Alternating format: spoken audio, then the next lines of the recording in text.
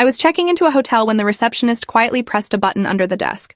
I arrived at the Riverside Inn just after sunset, exhausted from 8 hours of driving through Pennsylvania back roads. The hotel looked decent from the outside, a 3-story brick building with a neon sign advertising free Wi-Fi and continental breakfast.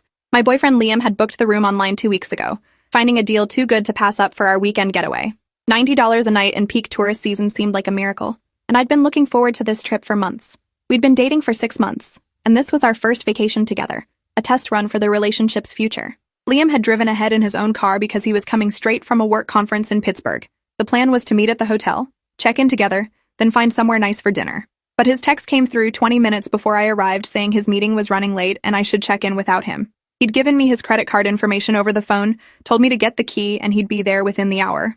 I'd hesitated because using someone else's card felt weird, but Liam had insisted it was fine, that couples did this all the time. The lobby was small and outdated, with floral wallpaper that might have been stylish in 1987, and a coffee station that looked like it hadn't been cleaned in days.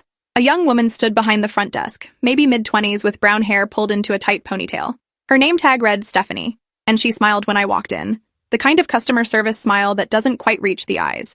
I approached the counter and explained that I was checking in for a reservation under Liam Brennan's name. Stephanie's smile stayed fixed as she typed into her computer. She asked for identification, and I handed over my driver's license, explaining that my boyfriend had made the reservation and would be arriving soon. Stephanie studied my ID for longer than seemed necessary, her eyes flicking between my face and the license multiple times. She asked if I had the credit card used for the booking.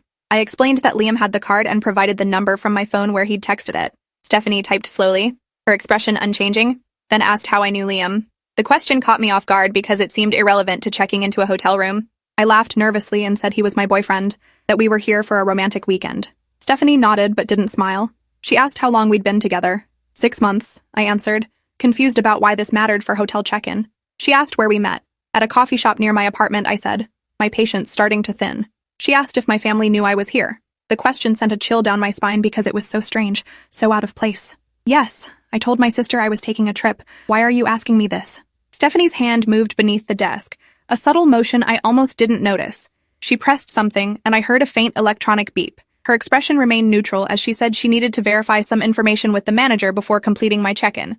She asked me to wait in the lobby and disappeared through a door marked, staff only. I stood there confused and increasingly irritated, checking my phone to see if Liam had texted an update. Nothing. The lobby felt suddenly oppressive, too quiet except for the hum of the vending machines.